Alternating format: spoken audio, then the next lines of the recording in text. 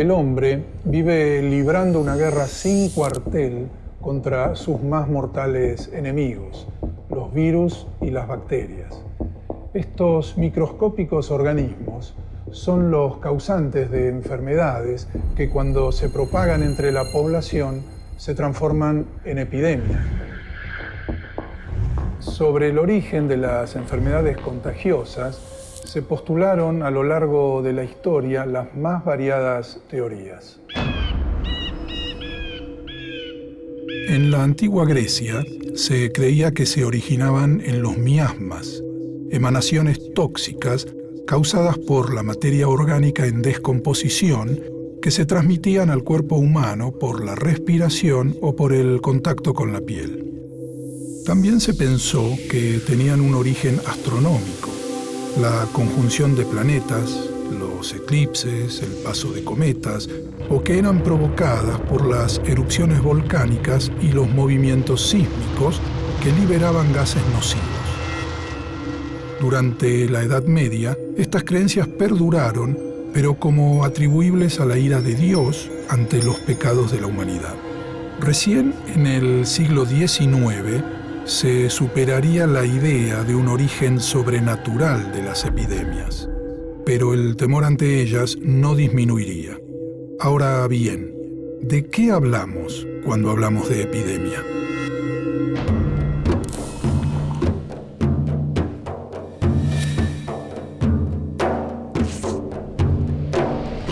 Estamos frente a una epidemia cuando una enfermedad afecta a un número mayor de individuos que el esperado para una población en un tiempo determinado.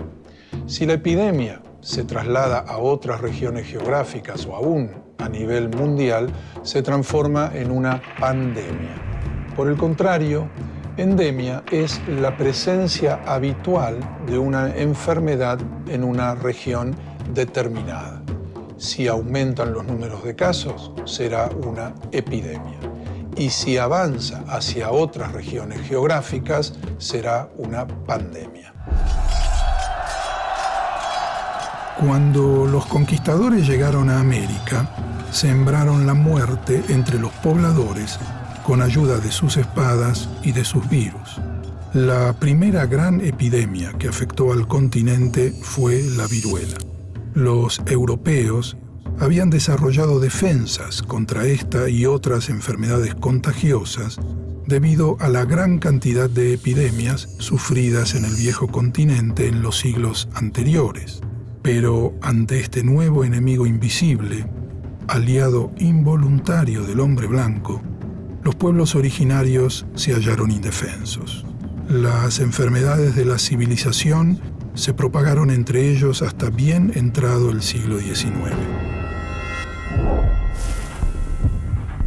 En nuestro país, el gobernador Juan Manuel de Rosas se mostró muy preocupado ante esta situación, por lo que reunió a los caciques amigos y les mostró cómo se aplicaba él mismo la vacuna antivariólica para persuadirlos de su beneficio. Excepto por la viruela, hubo pocas epidemias durante el período de Rosas. El relativo aislamiento impuesto por el bloqueo anglo-francés mantendría al territorio a salvo de la propagación de otras enfermedades infecciosas, pero esa situación pronto cambiaría.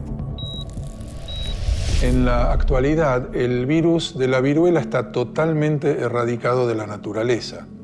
Quedan solamente 2 muestras en laboratorios de Estados Unidos y de Rusia.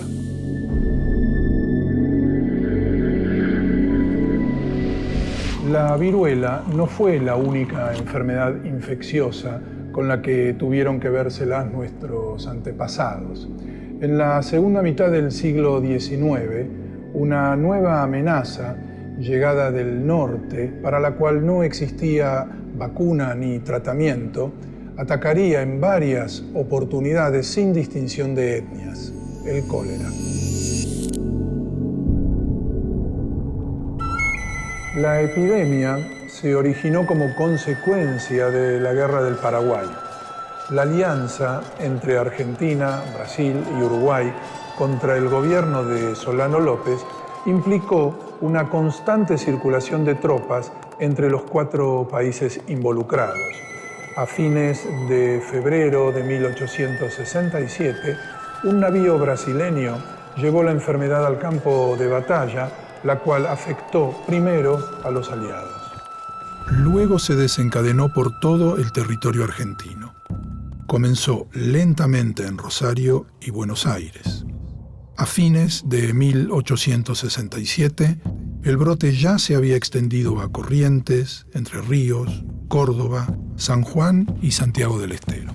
En la provincia de Buenos Aires se propagó como resultado del éxodo de los porteños que se alejaban de la ciudad creyendo que el aislamiento y la distancia los mantendría a salvo.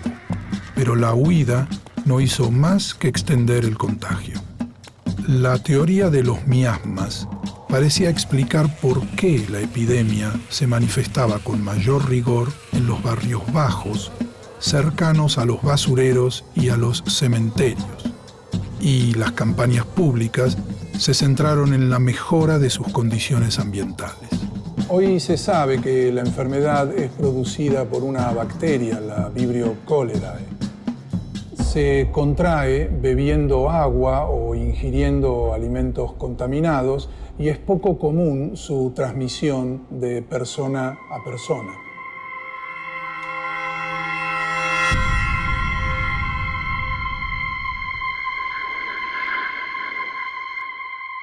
El cólera ataca nuestro país y se lo combate con lavandina. Por cada litro de agua, agregue 2 gotas de lavandina concentrada de marca reconocida. Espere 30 minutos antes de usarla. La última epidemia de cólera en la Argentina tuvo lugar entre 1992 y 1999. Alcanzó su punto máximo en 1993. En total, se reportaron 4.834 casos.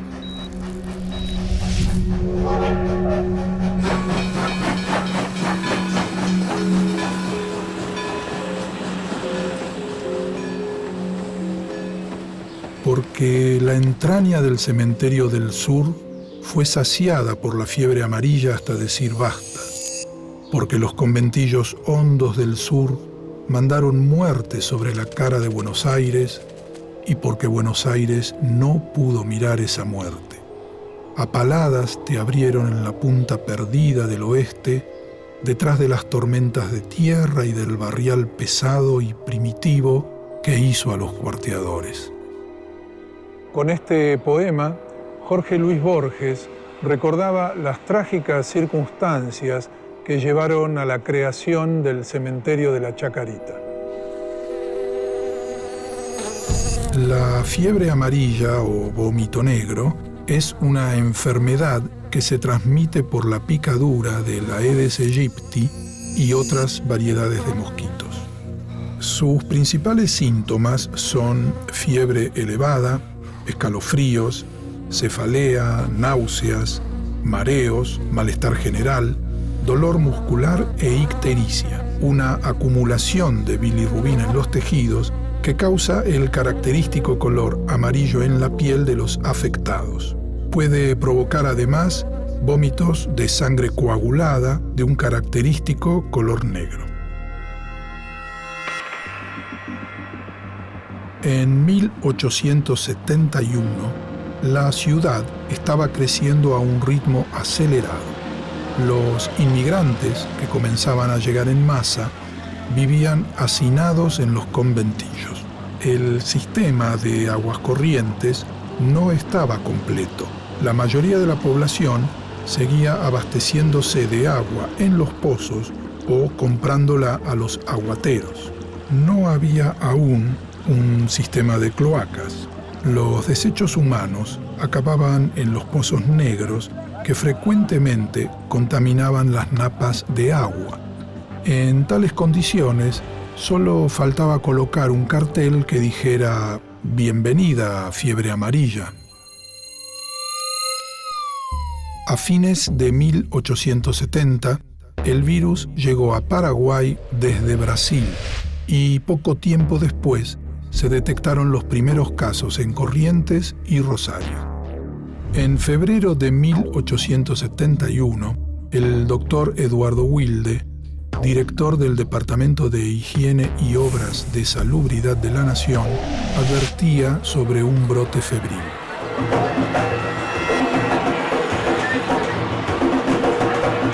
Ocupadas con los preparativos de las fiestas del carnaval, las autoridades municipales lo ignoraron.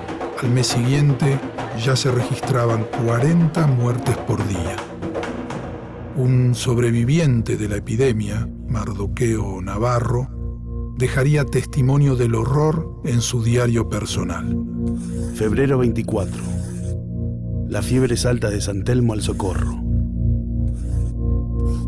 Marzo 2. Prohíbense los bailes después que pasaron.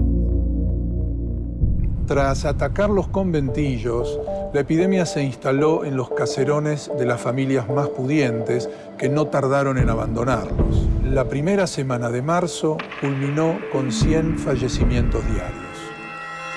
El presidente de la República, Domingo Faustino Sarmiento, llegó a la conclusión de que, después de todo, los aires bárbaros del campo no le vendrían nada mal y se alejó de su amada civilización para instalarse en la localidad bonaerense de Mercedes.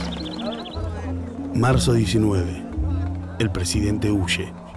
Legisladores, jueces, municipales, todos huyen. Cada día gratis. Ante la pobre respuesta oficial, miles de vecinos se congregaron en la Plaza de la Victoria, la actual Plaza de Mayo. Convocados a través de los diarios por el poeta Evaristo Carriego, designaron una comisión popular de salud pública, la cual fue presidida por el abogado José Roque Pérez. La comisión se encargaba de sacar a la calle a los habitantes de los conventillos y quemar sus pertenencias. Muchos inmigrantes, al no entender bien aún el español, se resistían al desalojo. La peste parecía incontenible, por lo que la comisión llegó a pedir que directamente se incendiasen los conventillos. Desbordado el cementerio del sur, hubo que clausurarlo y habilitar uno nuevo en el antiguo campo de deportes de los alumnos del Colegio Nacional Buenos Aires, la Chacarita de los Colegiales. Nacía así el cementerio de la Chacarita. Hasta allí llegaba, 2 veces al día, el ferrocarril del oeste, rebautizado Tren de los Muertos, transportando los cadáveres.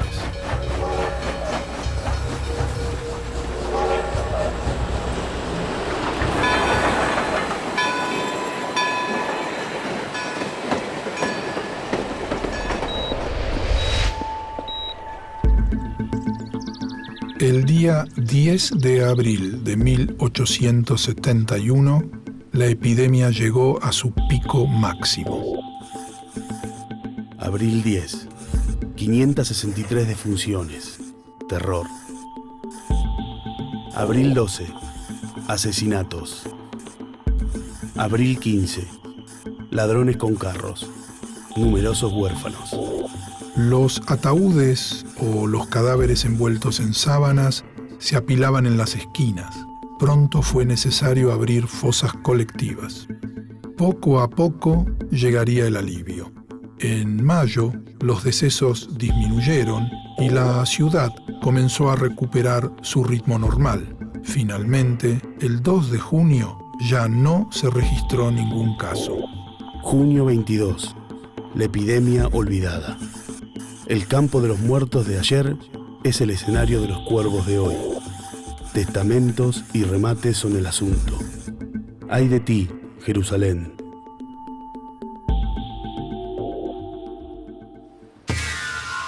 La cifra oficial habla de 13.614 muertos. Aquí, en la Plaza Florentino Ameguino del barrio de Parque Patricios, se emplazaba antiguamente el Cementerio del Sur. Hoy un monumento recuerda a las víctimas de la fiebre amarilla. La fiebre amarilla ya no volvería a golpear de manera tan brutal a la ciudad de Buenos Aires, pero aún hoy es causa de muerte en varios países de Sudamérica y África, a pesar de la existencia de una vacuna. La Organización Mundial de la Salud estima que unas 30.000 personas mueren al año debido a esta enfermedad.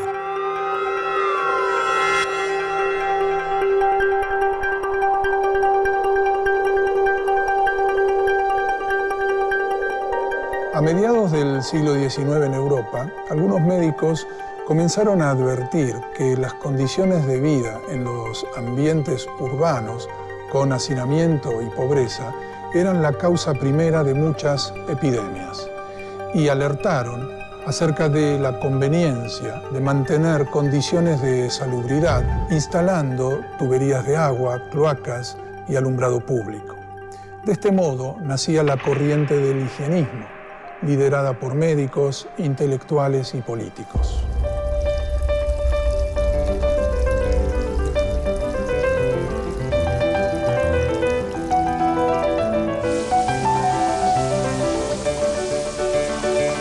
Se decidió proveer a la capital de una moderna red de agua corriente y se hizo a lo grande, el Palacio de Aguas Corrientes, uno de los edificios más exuberantes de la ciudad, que alberga en su interior actualmente 12 tanques de agua.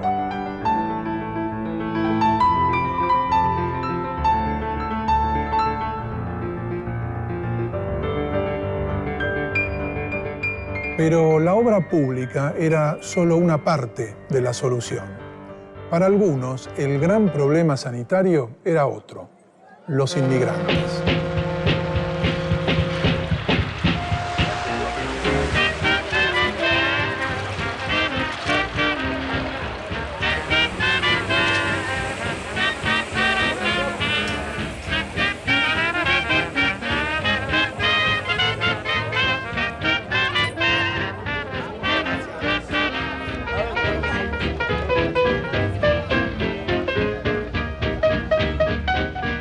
La primera medida higiénica que se tomó al respecto fue el control sanitario de los recién llegados a bordo de los barcos. La legislación prohibía el ingreso de inmigrantes afectados por enfermedades infectocontagiosas, dementes, inválidos o ancianos. Recién una vez que pasaban el examen se los admitía.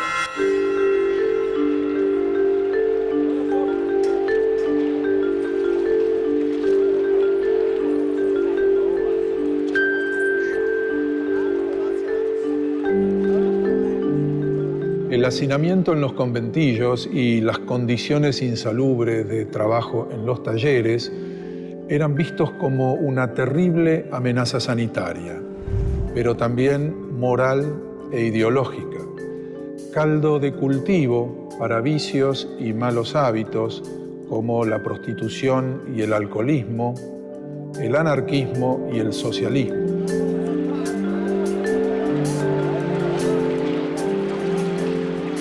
No solamente promovieron mejoras ambientales y habitacionales, sino también la educación de los sectores más pobres para inculcarles pautas de higiene y comportamiento. En definitiva, la salud y la educación eran dispositivos de control estatal que tendían a garantizar el proyecto de nación al que la generación del 80 aspiraba.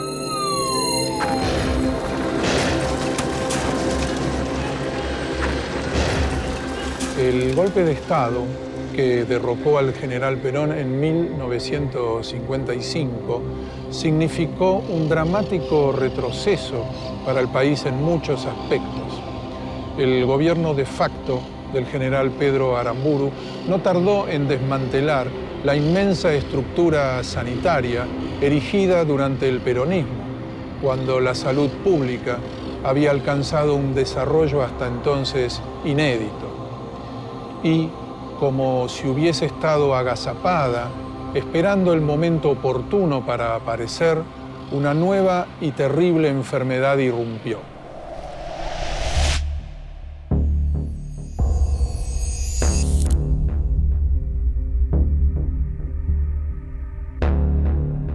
Apenas un año después del golpe de Estado, en 1956, se desató una epidemia de poliomielitis que causaría estragos entre la población.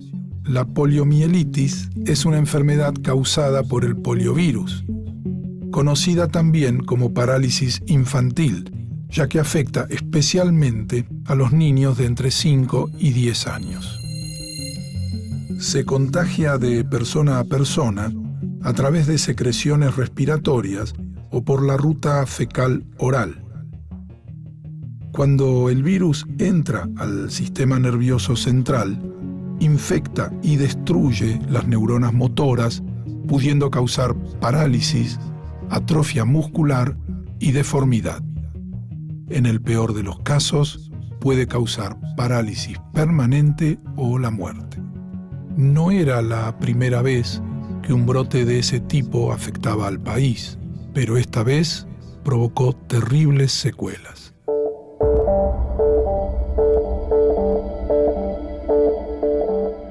Pulmotores y sillas de rueda se incorporaron a la vida cotidiana de los argentinos a medida que la epidemia avanzaba.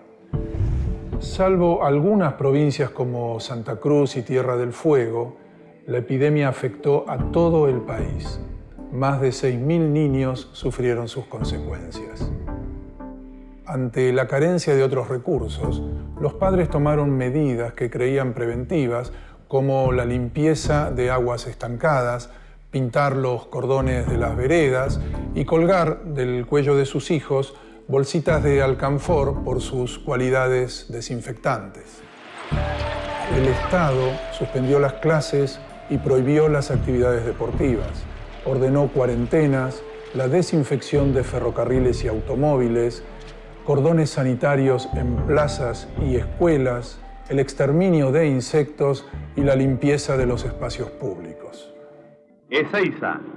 Llega a Buenos Aires el primer cargamento de gamma globulina, el ansiado suero adquirido por el gobierno argentino para ser inyectado a millares de niños. En medio del brote llegaría la salvación.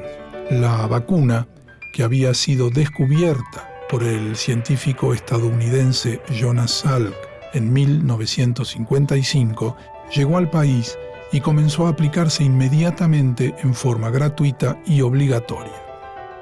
Poco después, el doctor Albert Sabin desarrollaría una vacuna más fácil de producir, de administración oral y más efectiva.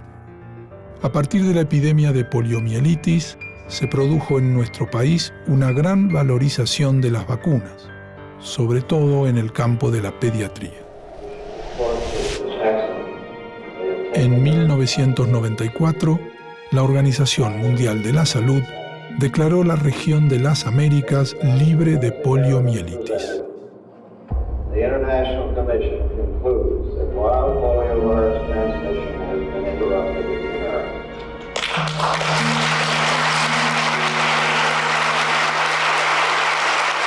Se considera que una zona está libre de una enfermedad cuando transcurrieron 3 años sin que se presente ningún caso. Muchas de estas enfermedades están actualmente erradicadas o controladas, pero los virus y las bacterias se adaptan, evolucionan.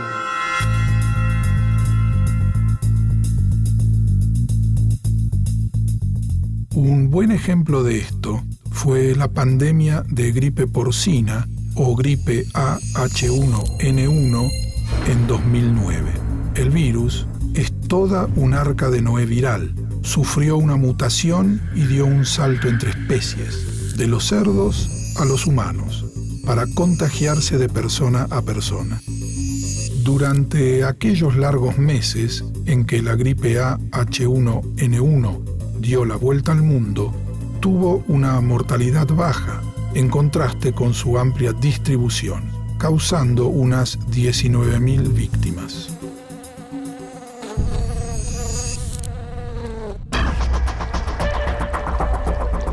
En aquel aciago 2009, nuestro país sufrió además la epidemia de dengue más importante que se recuerde.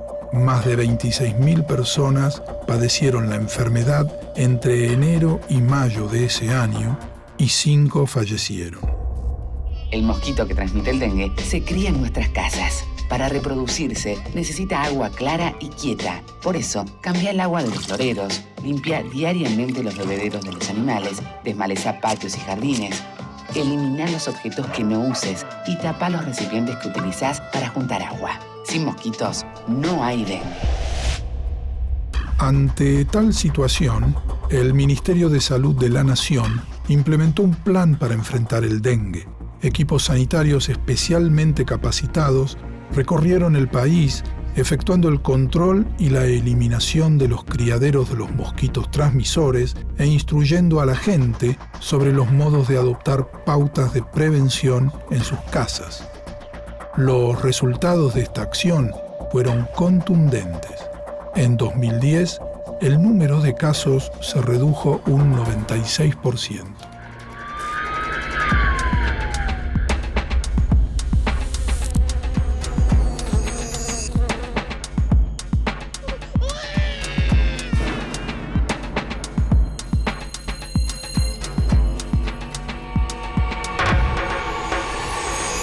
Conocer los factores que permiten a las epidemias prosperar y actuar a tiempo para prevenirlas son una de las principales tareas de la salud pública.